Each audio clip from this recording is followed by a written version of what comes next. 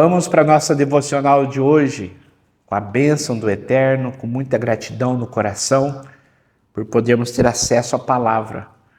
Hoje nós vamos meditar em Mateus capítulo 25. Ontem nós falamos sobre o sermão profético, quando Jesus fala sobre a sua segunda vinda. E aqui ele conta algumas parábolas. No capítulo 25, nós temos a parábola das 10 virgens, a parábola dos talentos e o julgamento das nações. Eu quero só destacar uma coisa para você. Essas duas parábolas e o julgamento das nações, esse texto de Mateus 25, só se encontra no Evangelho de Mateus, tá? Ele não está em nenhum outro evangelho, então é exclusivo e específico do Evangelho de Mateus. Uma vez que Jesus fala que o dia e a hora vocês não sabem, portanto vigiem para que esse dia e hora não peguem vocês despreparados, desprevenidos. Ele está falando sobre a sua segunda vinda. Então aqui ele conta essas duas parábolas justamente para alertar-nos sobre vigiar, sobre estarmos preparados, porque o dia e a hora ninguém sabe. Então presta muita atenção. A parábola das 10 virgens, ele usa o estilo de um casamento judaico, e provavelmente por isso que só está em Mateus, tá? Porque os judeus liam isso aqui e entendiam perfeitamente.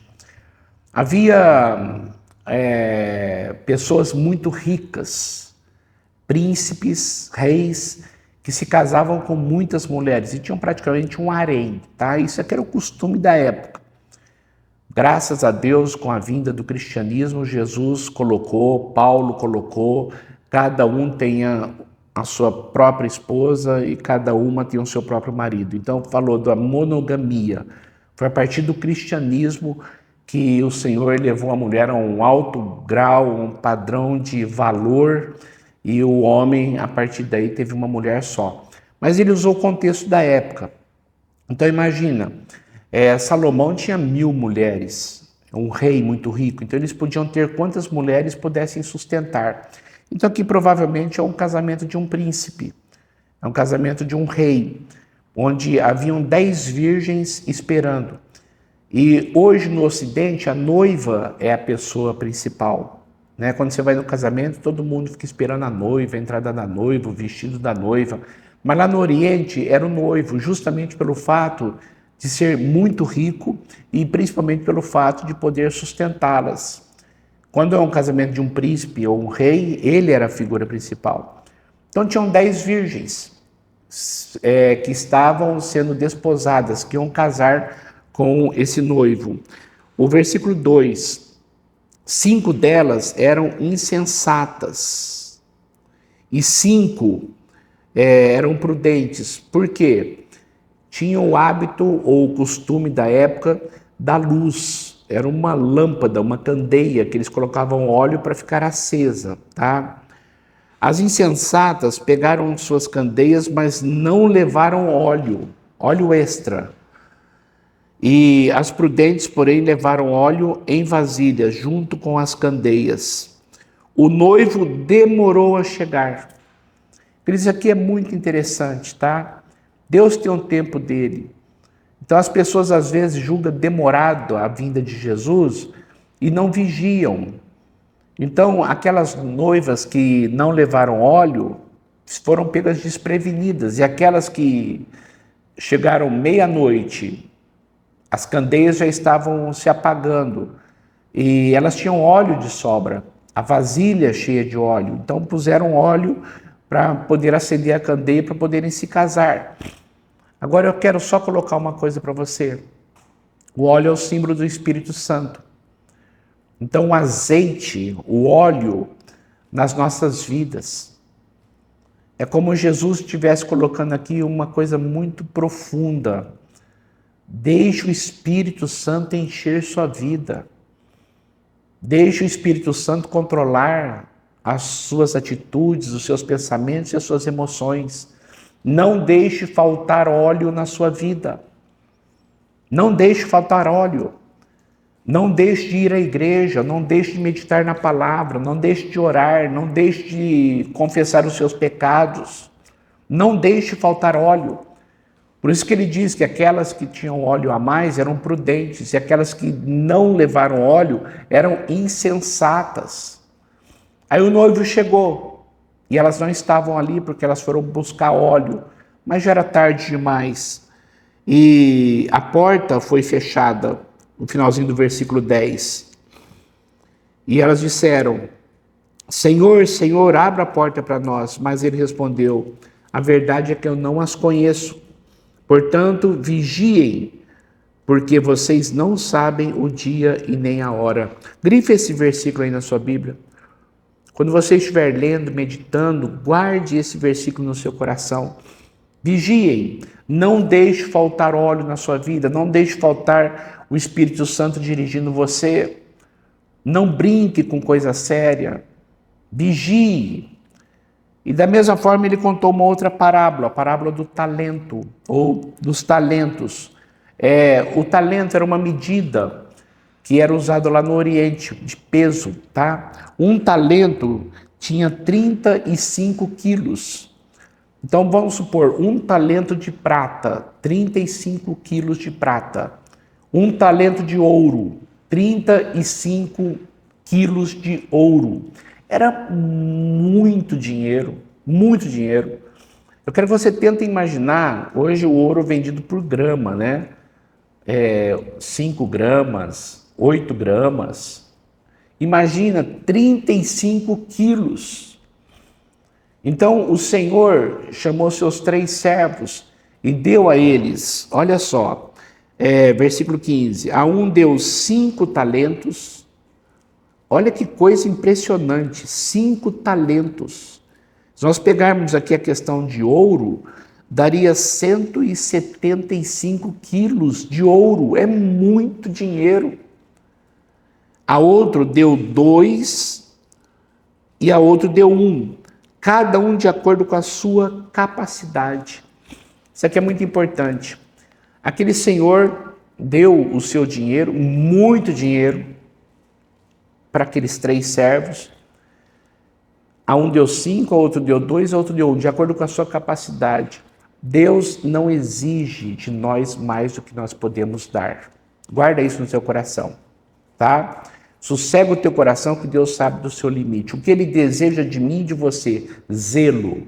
O que Ele deseja de mim e de você? Fidelidade. Ele nunca vai exigir algo além do que você não possa dar ou que você não possa fazer. E aí aconteceu uma coisa interessante. O Senhor deixou o dinheiro com eles e foi embora. Mais uma vez, veio sem avisar, falando sobre a vida de Jesus. E aquele talento, é interessante que o talento, que é essa medida, por causa dessa parábola, usa-se o nome talento para as pessoas que sabem fazer alguma coisa, tá? Ele tem talento para cantar, ele tem talento para dançar, ele tem talento para artesanato. Veio dessa expressão aqui, que era uma medida, tá? 35 quilos. Naquele que tinha 5, conseguiu mais 5. Aquele que tinha 2, conseguiu mais 2. E aquele que tinha 1, enterrou o seu talento e não fez negócios com ele, ou seja, não cresceu, não progrediu, não multiplicou o seu talento. Eu quero só colocar uma coisa para você. Aquele senhor veio de um momento inesperado. E o que ele esperava daqueles servos? Vocês vão desenvolver aquilo que eu dei para vocês. Eu quero só que você pense comigo, de coração, tá? Pense comigo. Quando você estiver meditando no texto, lendo devagar, só você aí, o Espírito Santo, indicando a sua vida. Deus nos deu muito. A saúde que nós temos, a inteligência que nós temos. Todo o aparato de família que Ele tem nos dado, por mais difíceis que sejam as nossas famílias, nós temos muito que agradecer, somos muito ricos. Talvez uma pessoa bilionária daria tudo para ter a saúde que você tem. E ela está lá num leito de hospital, próximo à morte, em estado terminal, e todo o dinheiro do mundo não pode comprar a saúde. E você tem saúde, você tem dons, você tem talentos, você tem tudo. Então o que Deus quer de mim e de você? Que a gente desenvolva isso para a glória dele. Que a gente use o que nós temos para a glória dele. E quando aquele que tinha 5 chegou e disse ao seu senhor, aqui estão mais 5, o versículo 20, o que tinha recebido 5 talentos trouxe os outros 5 e disse, o Senhor me confiou 5 talentos, veja, eu ganhei mais 5. A palavra do Senhor. Muito bem, servo bom e fiel. Você foi fiel no pouco, e não é pouco não, era muito. Mas você foi fiel naquilo que eu te dei. E eu porei você sobre o muito. Venha, entre no gozo do seu Senhor. Venha e participe da alegria do seu Senhor. Aquele que tinha recebido 2 veio e entregou outros 2. E é interessante, o Senhor respondeu a mesma frase. Não é porque um tinha 5 que era mais do que tinha 2. Porque cada um recebeu de acordo com a sua capacidade. Deus não vê o muito ou o pouco, Deus vê a maneira como eu lido com fidelidade aquilo que eu tenho. Você pode ter pouco, mas se você usar com fidelidade, Deus vai te abençoar muito e vai te recompensar como aquele que tem muito. E aquele que tem muito, se não usar com fidelidade, ele vai reprovar. Então é a fidelidade que manda, é o zelo que manda. Eu tenho que me conscientizar que eu tenho é de Deus. Minha saúde, meus bens, tudo é de Deus. Eu só tomo conta para Ele e vou procurar desenvolver para Ele. Então, a frase foi a mesma, muito bem, servo bom e fiel. Você foi fiel no pouco e eu porei sobre o muito. Venha e participe da alegria do seu Senhor. Aí veio o último servo e ele disse, recebi, por fim veio o que tinha recebido 1 talento e disse, eu sabia que o Senhor é homem severo, que colhe onde não planta, ou onde não plantou, junta onde não semeou. Por isso eu tive medo e saí e escondi o seu talento no chão. Veja, aqui está o que pertence ao Senhor. Aí o Senhor disse, servo mau e negligente. Eu quero colocar 2 coisas para você aqui, tá? Primeiro, aquele servo não conhecia o seu Senhor. Não conhecia. Porque se ele fosse mau e severo, ele não teria dado tanto dinheiro na mão de um servo, confiando nele. Então ele não conhecia, como muitas pessoas não conhecem Deus. Pensa que Deus é uma pessoa severa, é uma pessoa que só julga, uma pessoa que só condena, uma pessoa que só manda todo mundo para o inferno. Tem medo de Deus. Essa é uma visão totalmente errada. Não é a visão verdadeira.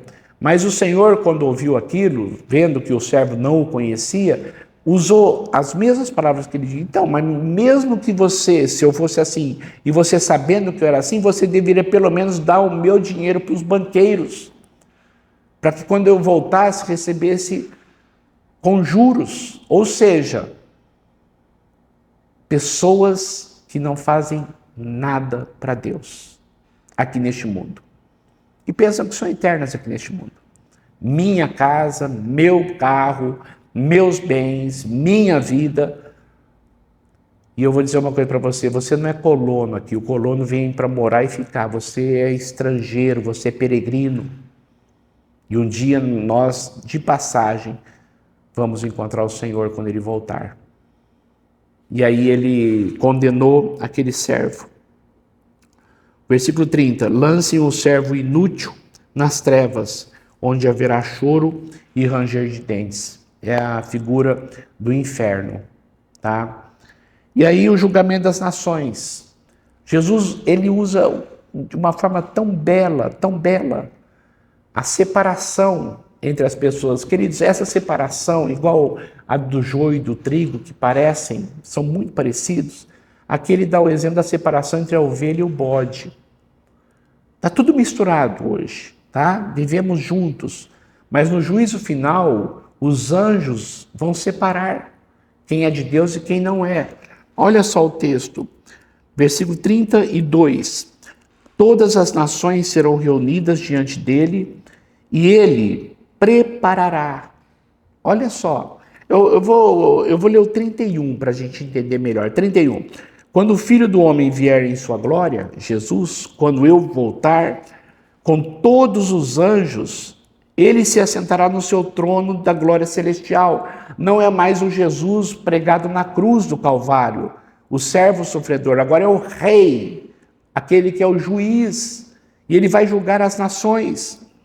Todas as nações serão reunidas diante dele, e ele separará umas das outras, como o pastor separa as ovelhas dos bodes, e colocará as ovelhas à sua direita e os bodes à sua esquerda. Eu acho muito profundo isso aqui. Versículo 34. Então o rei dirá aos que estiverem à sua direita, as ovelhas, aqueles que são dele: venham benditos do meu Pai, recebam como herança o reino que foi preparado para vocês desde a criação do mundo. Pois eu tive fome e vocês deram de comer, tive sede e vocês me deram de beber, fui estrangeiro e vocês me acolheram, necessitei de roupas e vocês me vestiram, estive enfermo e vocês cuidaram de mim, estive preso e vocês me visitaram. Então os justos responderão: Senhor, quando nós te vimos dessa forma, com fome e sede? Quando te vimos dessa forma? O versículo 40, o rei responderá: digo a verdade, o que vocês fizeram a um desses pequeninos, dos meus menores irmãos, a mim o fizeram. Isso aqui é muito profundo. A salvação é pela fé, mas a fé sem obras é morta. Aquela pessoa que diz que tem fé e não tem simpatia, não tem empatia, não tem amor pelas pessoas, não tem fé. Então Jesus está dizendo aqui uma coisa muito profunda. Você vai demonstrar o seu amor a Cristo amando as pessoas. É isso que vai definir o juízo final. Por isso que ele chama de hipócritas aquelas pessoas que na igreja são uma coisa, mas não vivem isto fora da igreja. Em casa não vive o que é pregado na igreja, no trabalho, na vida, não quer saber de ninguém, puro egoísmo, busca de prazeres, não quer saber de ajudar ninguém. Eu falei assim, mas que evangelho é esse? E até eles ficaram admirados: Senhor, quando nós fizemos isso? Aí Jesus diz: quando você fez isso a um dos meus pequeninos, daqueles meus menores irmãos, todos são importantes para Deus. E ele disse a mesma coisa para os que estavam à sua esquerda, na condenação: vocês não deram atenção aos pequeninos. Ou então dirá aos que estiveram à sua esquerda: malditos, apartem de mim para o fogo eterno, preparado para o diabo e os seus anjos. Eu quero dizer duas coisas: o diabo não vai dominar o inferno, ele vai sofrer no inferno. Os demônios vão sofrer no inferno, e vão sofrer muito no inferno junto com o diabo e os demônios, todos aqueles que eles enganaram. Isso é muito sério. E diz aqui que é fogo eterno. Não é por um tempo, não existe morte da alma, não existe aniquilamento, não existe reencarnação, não existe segunda chance, não existe oração pelos mortos, não existe nada que possa fazer com que uma pessoa mude de um estado para o outro, do inferno passar para o céu ou alguma coisa assim. Não existe purgatório. Nós temos que ficar na Bíblia. E a Bíblia diz que existem somente dois lugares que é o nosso destino eterno: ou o céu ou o inferno. Aqueles que creem em Jesus vão para o céu, aqueles que não creem em Jesus vão para o inferno. E isso é eterno. Por isso que hoje é o dia da salvação, hoje é o dia de você pedir perdão, hoje é o dia de você buscar. Porque o dia e a hora nós não sabemos. E aqui ele completa, no 46, e estes irão para o castigo eterno, mas os justos para a vida eterna. Tem algumas religiões que pregam que a morte será aniquilada. Não, não será. É eterno, tá? E o diabo não vai reinar no inferno, não. Ele vai sofrer no inferno muito, junto com todos os demônios e junto com todas as pessoas que eles enganaram. Hoje é o dia. Agora é a hora. Depois que eu morrer, não terá mais chance. Não tem como buscar mais azeite. Não tem. Hoje eu posso. Hoje eu consigo. Hoje é o dia da graça. Hoje é o dia que Deus está aberto, com os braços abertos para você. Pense nisso com carinho, tá? Deus abençoe muito a sua vida. Vamos orar. Senhor, eu quero agradecer muito pela tua palavra, que nos exorta, que nos admoesta, que mostra como devemos nos portar. E eu peço, ó Pai, que o Senhor tenha misericórdia de nós, para que nós possamos vigiar e não deixar, ó Deus, para amanhã aquilo que nós podemos fazer hoje. Não queremos deixar para o futuro, porque nós não sabemos se vamos chegar no futuro. Podemos morrer antes ou o Senhor pode voltar a qualquer momento. Que nós possamos, ó Deus, hoje, consertarmos tudo que tiver que ser consertado em nossas vidas. Um sincero arrependimento, uma sincera mudança de vida. Toque em nossos corações e abençoe-nos. Em nome de Jesus, amém e amém. Deus abençoe muito você, viu? E amanhã estaremos de volta, se Deus quiser, para mais uma devocional. Até lá.